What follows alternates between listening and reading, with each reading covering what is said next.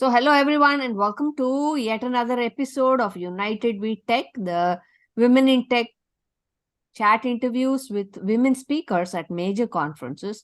We usually do this before a conference where we talk to the speaker on whatever technical subject they're going to be talking about and what an audience can expect. But in this case, we ran into some scheduling issues and the conference is already over. But we still had two amazing women speakers. So we talked to them on their experience and what advice they have for other women who want to speak at conferences like this.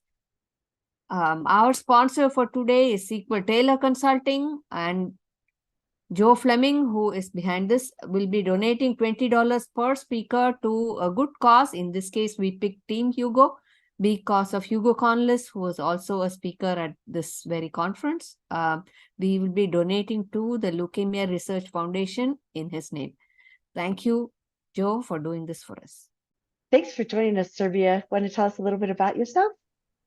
Sure. Thanks for having me. And so this is something about me. I started my data career around 20 plus years ago, with primarily starting with SQL 6.5, then mostly in the SQL Server data management side, then moved, throughout my career, I was in the financial domain, financial services industry. Then leadership positions with the manager or managing teams, come the technology leader combination. From last couple of years, I'm primarily into Azure side, and it is again the cloud migration, cloud adoption, cloud maturity, data security, SQL Server, some of the Snowflake and analytics and the governance side. And then I lead a team of global data platform delivery team. So it's a combination which, you end up wearing multiple hats. So, but I enjoy every side. So that's about me. That sounds great. Yeah, thank you. So are you on Twitter? Do you have a LinkedIn profile? People could find you if they wanted to learn more about you? Yeah, my LinkedIn profile is relatively up to date. But Okay. on Twitter, I still I do check, I post, but not that much active compared to like many of our friends there. But yeah, I'm there on Twitter and LinkedIn. So what was your topic at 8KB? Yeah. So 8KB topic was building your IoT solution using the Azure SQL database. And it's scalable, building your IoT solution, but using the database, which adds additional part, that scalable solution and the secure solution, which is the most important part when you build anything within the database side. Mm-hmm. So we are here not to talk in depth about the technical aspect of it, more like how did you feel speaking at a conference with such named speakers like Hugo Conless and people like that? Did you find it intimidating, or how did you handle yourself to do the presentation? And just for those people that don't know, it's a very, very low number of people. Like there were only 5 other presenters at this conference. So to be selected, 4 others, right? So to be selected in and of itself is just a great honor and recognition of the topic that you selected and your expertise, because it really is, a cherry on the top type of thing. So congratulations for that. Thank you. Now you're one of those names. You're one of those famous people. Oh, really? No, I don't think so. No, it was a great honor to see your name in that speaker lineup with these big names. I don't think like you're one side, you think that, okay, that's great, you feel great about that, but at the same time, do you like deserve that, or it's intimidating, and then you have to practice a little more or feel that responsibility.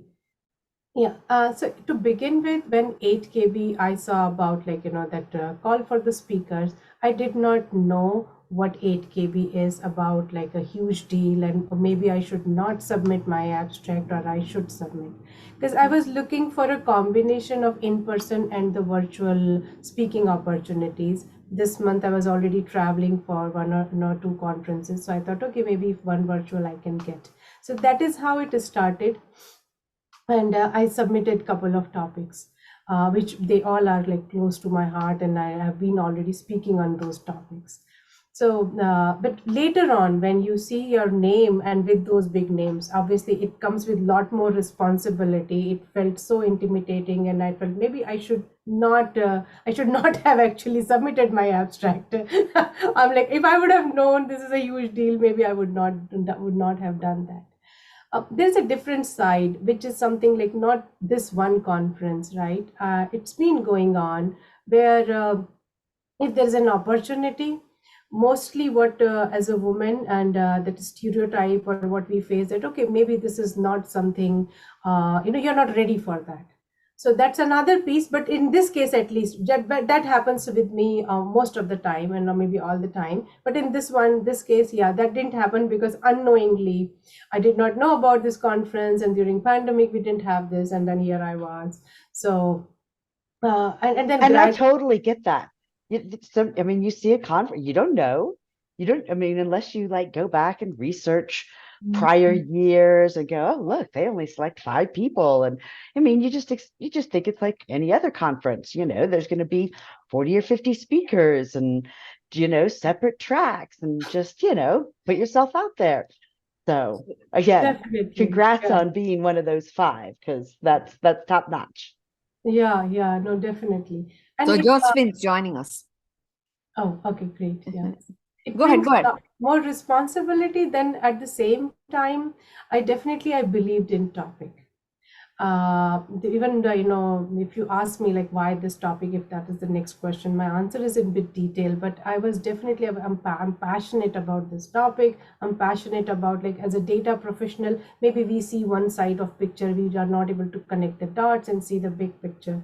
But there is, with the IoT data, it's just tons and tons of heavy volume of data sitting right there. So we have a responsibility and to learn, to know. And I felt that this is something, it's close to my heart. I learned, and then, so in a way, towards the end, I felt this is the right thing to go happen, because this platform, when you're speaking, this topic is getting even more attention, which is important. I love the IoT sessions. I went to a conference a couple of years ago. It was one of the first in-persons that we did.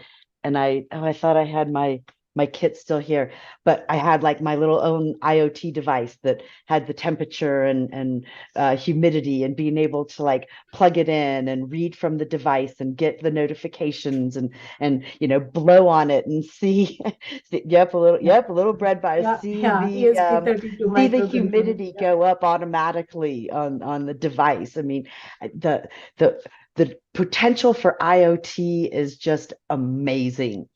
The city of Albuquerque has a program, and some of the kids developed an IoT device to put on the bumper of all of the trash trucks, because the trash pickup trucks hit every street in the city every week. And they measured the downs to find potholes, so they could send repair crews out to fix the potholes based on the IoT device registering a drop in their driving around the city. Isn't that amazing? That's amazing. It's very smart way of thinking. Yeah.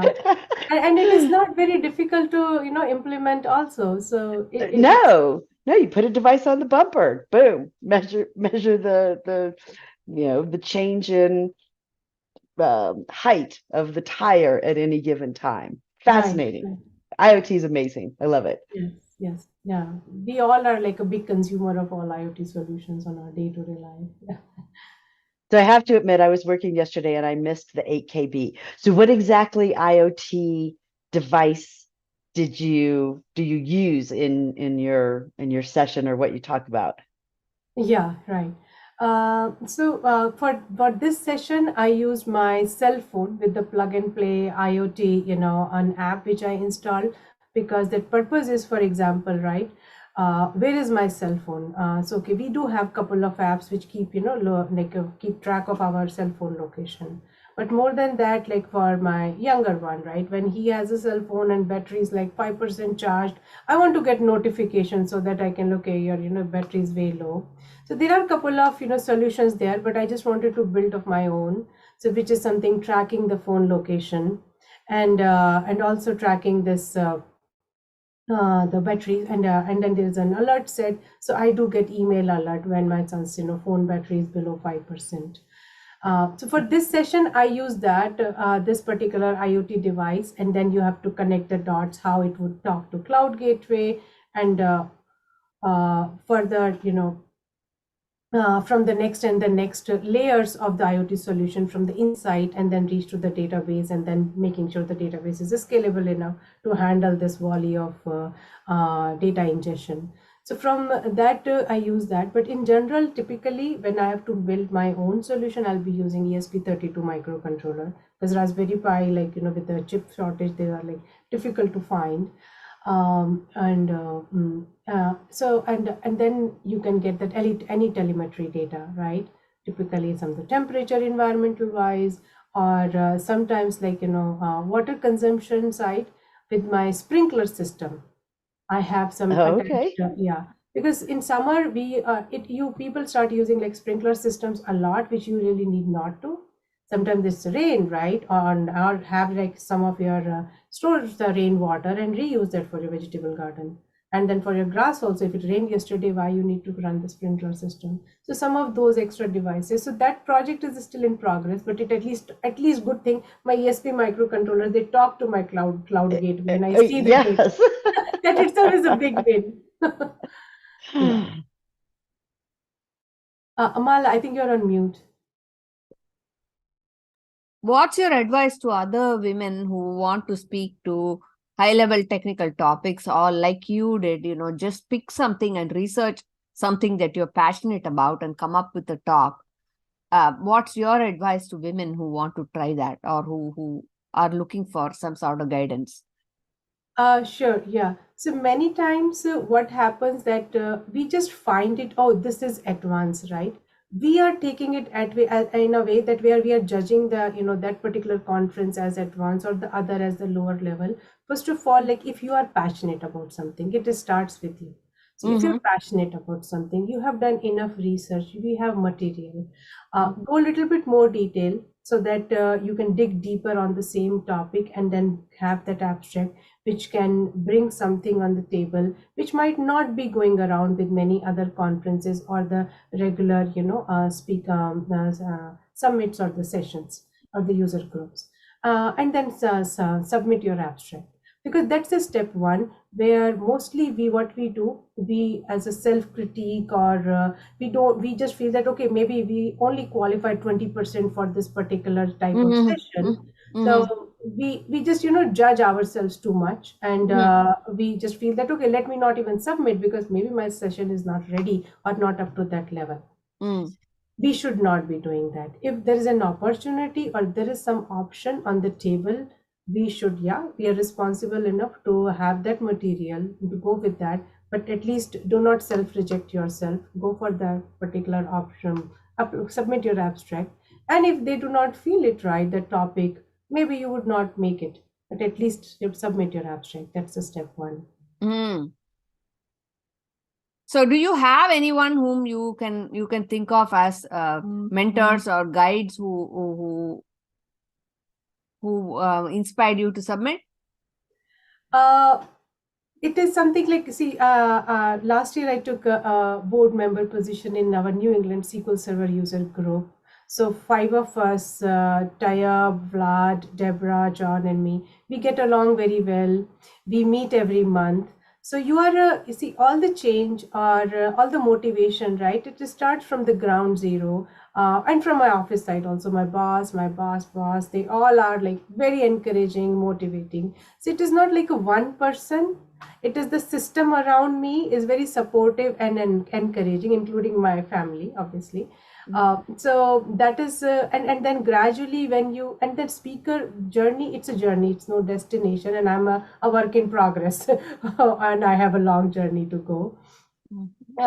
With that, this is something, so everybody adds a lot in in this piece. But yes, a couple of women speakers like Erin Stellato and Kendra. I'm just forgetting quickly some name that's not coming on top of my mind. But yeah, there are many. There are a couple of speakers which definitely we have been reading their books. We have been watching their different sessions and learning from them. So they do definitely motivate. But the system around me is the key thing, which helps me a lot to keep going and submit my abstract. And that SQL Server user group is enough to motivate anybody. Deborah and Tayob. I know. Yeah, it is. There's some high achievers right there. Yes. Oh, the Boston SQL Server user group. Yeah. Yes. For sure. Yes. World's largest and oldest user group. So. Yes. Yeah. Hi, Josephine. We're glad you're here. Hi. Thank you. I'm so sorry I was late. I was absorbed with a work process problem, and I didn't see an alert. I think I got a new phone, and I don't know if my calendar's synced up right or something. So anyway, so sorry. I'm here. That's okay. We're glad finally. you're here. So just say something about yourself first. Yeah. Okay, so I'm Josephine. I was a SQL Server DBA originally.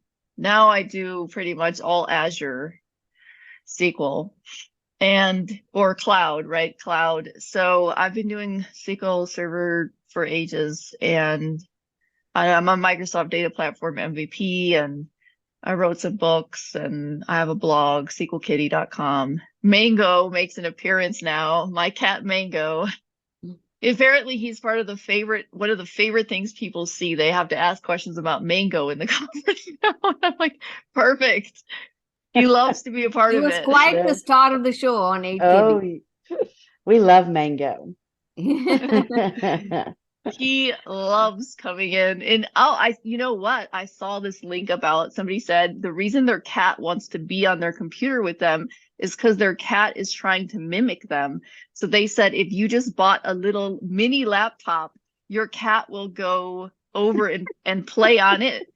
But that won't work for Mango, because he literally wants to be with whatever I'm talking to or at, whatever. He sees the camera and he knows that I'm talking to the camera, and he wants to be right there. So I can't get him his own camera even, because he'll come to my camera. Because there's nobody talking at his camera. Right, exactly. Right. And he sees little people on the screen. He sees things moving on the screen. He doesn't know what they are. Yesterday he changed my slide. He like stepped on the arrow or something. Okay. Thank you for that, my little assistant presenter. Anyway, so yeah, that's sort of a highlight over here is Mango is in the middle of everything. He's like assistant DBA, I'm like cat DBA, I call him. So well, we want to say congratulations for getting selected to speak at 8KB. That's a thanks. Yeah, a cherry on top for the speaking community. Very elite group of people. So thank you. Yeah, you're welcome. You're welcome. So what was your experience like speaking on a conference with some really smart people? Like oh no, it just felt like exactly like every other thing I did. I mean, not to make 8KB seem like it's not a big deal, but at the same time, I just, rolled out of bed that day and then like had my slides ready to go. I did not upgrade Office on my Mac until after the conference. I wrote a note to myself, do not upgrade Office, even though I had access to new Office, because what if it breaks something? So I did do something special for 8KB, which is make a note, don't upgrade anything on your computer until after. So that's like standard go-to. Don't ever do updates before conference, ever. It will break whatever you have. But like 8KB was especially special in this case, because I was like, don't upgrade. I was gonna restart my Mac, because sometimes PowerPoint will crash on me, my old PowerPoint. Anyway, I didn't even do that. I just like get in there last minute, just go hit the ground running. I don't have a demo either. No demo, because it's too complicated. I actually got feedback already Then some people were disappointed there wasn't a demo. I was like, well, you got like 3 or 4 hours to spare, then I probably could give you a demo. But yeah, I just couldn't fit it all. I wondered if it was mind melting enough. I did get some feedback that was mostly like, it was, yeah, mind melting. It was pretty mind melting to moderately mind melting. And I was like, no, okay. Did you know when you submitted that it was a very technical conference? Oh, yeah. Because Tracy had already hit me up and said, girl, why didn't you submitting to 8KB? She said, you don't have to if you're busy. But if your excuse is that you're not, your stuff is not high level enough, that's not an excuse. It was mainly that I was distracted and busy, why I didn't apply in the first place. But then I thought, well, why not? Let's do this thing. Did you have any suggestions for other women to come up with or feel comfortable presenting high technical topics? Yeah. Gosh, I don't know. I think a lot of women could do this already, and maybe they don't know. So because I wasn't sure when I was thinking of migrating from SQL Server to managed instance, is that technical enough? Because it's not like internals. I'm not like picking apart inside what's going on. And I personally don't think you need to know that to be an amazing DBA or database engineer or whatever. You don't need to know those internals. Personally, I don't think you do. But so I wasn't really sure. So I think that might be part of the problem, is if you're not really sure, is that deep dive enough? Because like even last year, Tracy has a more advanced user group, for instance, and I had SQL Server on. I was like, is that? She's like, no, that's advanced. I was like, oh, okay. I mean, I just didn't necessarily know, because I'm doing it, and I don't feel like I have imposter syndrome or anything, but I just feel like I am doing that. So I don't really know the level to apply. Sometimes conferences have those drop downs. I don't know. I think it's like a 200. Other people are like, no, that's definitely 400. I was like, well, that feels like a 200 to me, maybe because I know it. Right. And so, I think that's the thing. When you know something, it's easy. Exactly. And so you don't think that, oh, well, this is something that's hard for other people, because I'm not brilliant and I figured it out. So it obviously, seriously, that's the way you think. I mean, how hard can it be? I figured it out, right? And so I think sometimes we're a little dismissive of our own capabilities and knowledge and what we can do, because we just. I think advanced is not just the subject topic.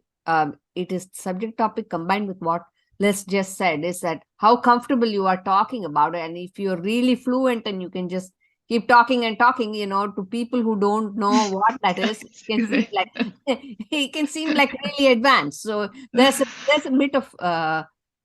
But the challenge comes with talking with people who do know. And maybe they know more than I do, because, I just figured it out on my own. What if I figured it out wrong, right? Now I'm going to go in front of all these people with this advanced topic that maybe I don't know as much as I thought I did. And I'm going to embarrass myself putting things out there and being contradicted by, more expert people or people who know more, and just, having that insecurity of, I don't want to put myself out there and face that.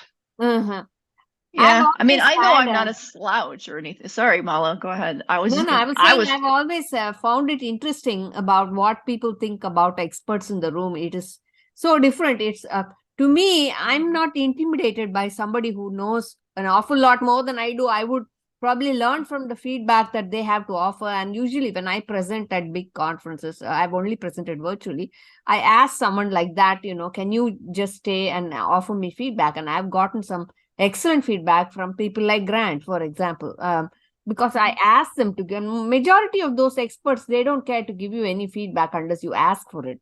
They don't want to, come in and tell you that what you're doing is, a certain way, and then intimidate you into not doing it. So you have to ask for it. And quite a number of people, especially women, like what Les just said, is like oh, that person is in the room, then I know they know an awful lot more than I do. I don't want it. Yeah. So that's Yeah. a common reaction, and that's also what goes on with conferences like this too, because there are so many smart people who are also attending. I know in that chat room we had to, there were a ton of people who Oh, were look, there. Mango's appearance. Mango's Mango appeared. appearance. He was in deep sleep, so It he took was him in a deep minute. sleep before. Took you a minute to Aw. realize we were here. Hello. Hello, sweet boy. Hello. So I was just gonna say that I don't think of myself as any like slouch or anything, and I don't feel intimidated by experts either, though, because you never know what you're just sharing what you know. If somebody else in the audience knows more, I've had demos blow up and I say to the audience, why don't you like somebody tell me how to fix this? They love that too. Like the audience loves chiming in. So I felt only nervous at New Stars when Leslie was my mentor, though, so it was wonderful. Thank you again for that. And then I got Grant as my mentor at Group I that same year, and he looked at my video from New Stars. He's like, no, don't change anything. Like literally just leave it. He's like, why do you even need a mentor? And I was like, oh, okay, anyway. So that was really nice, though, because he was so kind about it too, though. It's not so much that I'm intimidated, it's that I'm afraid that I'm wrong. And I don't want to be wrong in front of a bunch of people. Yeah, right? That's true. I'm with you. Yeah, it's true. I don't mind if there's people out there that know more than me. I just don't want to say something wrong in front of them. Like really stupid. And those are the reasons broadly we see the less women on the speaker side, because these all are the, our self-reject or the self-conscious, self-critique sides, which we end up thinking, and then, okay, maybe let me not go for that particular speaking opportunity. Yeah. And actually, some of the best experts I have known and seen, they rarely point out something you did wrong in your face in front of an audience. Usually they give you feedback, I don't know. There's always that one guy. Be careful saying that, unless you're saying something totally stupid, and in that case, then in that case you haven't vetted your presentation well enough. Yeah. There's always that one guy, though. Yeah. Oh, sure. Oh, there is. No denying that. Especially, in an in-person conference. I've seen that happen many a time. Yeah, I figure like something like that. I didn't go to in-person either. I've only done virtual. So I started presenting in the pandemic, and then I liked it so much from home, I just never went in person. But if somebody did that to me, I would think, well, geez, why don't you come up here and present then? Because like, hello. It is a little harder to get that interaction in a virtual, because people aren't going to like type that. Right. Right. Yeah, exactly. Right. Yeah. Be that insulting. Right. But they will in person. Interesting. Yeah, I could see that. Yeah, but I'd be like, well, if you know it so well, I wouldn't say it, but I'd be thinking, well, if you know it so well, maybe you should be up here. Yes. So I might say it given the right circumstances. What was your experience with the conference feedback that you got? Oh, was that a question for me? Yeah. I got good. Broadly, the feedback was really good. But one of the piece with if your like mind melted away, that was like, I think 50% or 40% melted away. 60% no, it didn't melt anybody's mind. Yeah. So I do not know like how to quantify or measure that particular side. But other than that, so for the demo and other pieces, it was broadly good feedback. But this so maybe I need to do a little more on this topic. But coming back to like Jess' point, or that in-person conference, right? So last week, May 13th, I was at MIT in Microsoft Nerd Center for the similar topic. And that was an in-conference Global Azure Day for the same IoT solution topic.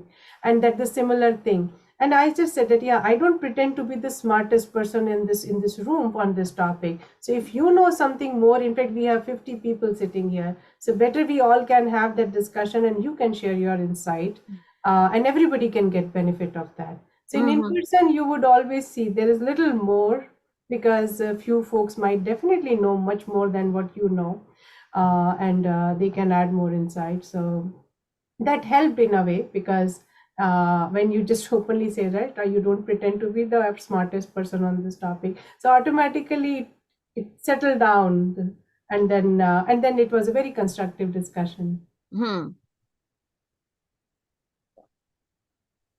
What advice do either of you have for women who want to submit to conferences like 8KB, like similar to whoever, Tracy in case of Josephine, whoever told you, what or would just you? high level sessions? Yeah. Oh, I'd just be like, go for it. I mean, worst case, you don't get selected, right? And so that's okay too, right? So I would just submit to anything. That's what my advice is. Just put it out there. I actually read a book. It was about art. I do art on the side. But it was like, show your work. That was the title of the book.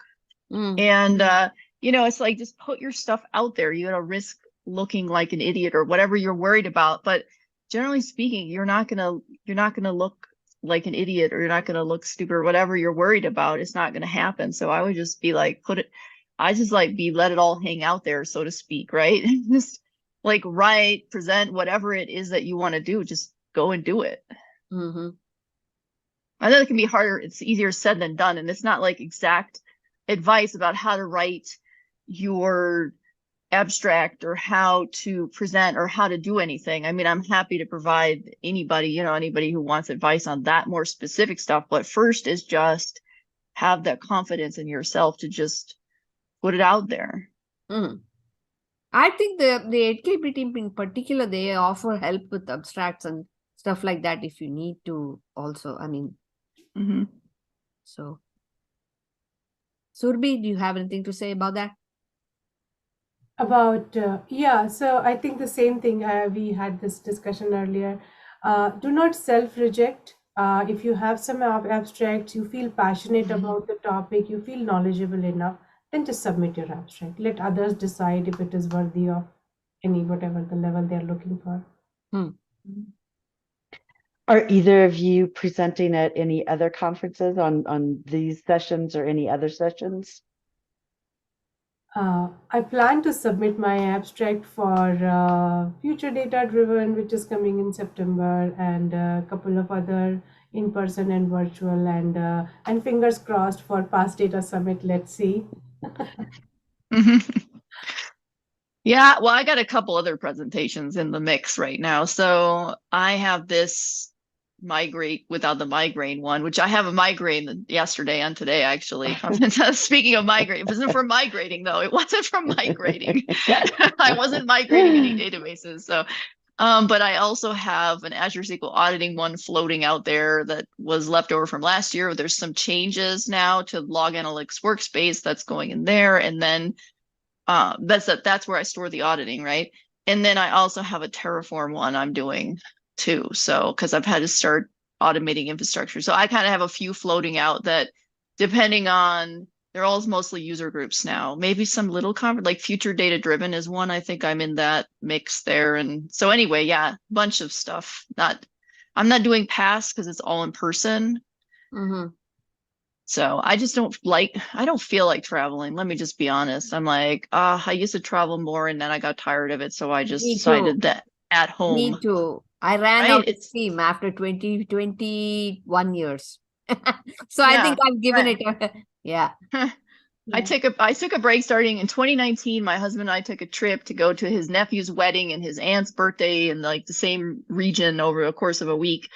And after that, I came home and I said, yeah, that was like summer 2019. I'm going to take a break. And then weirdly, the pandemic happened. So that really shut everything down. I wasn't wanting that. I was just going to take a break myself.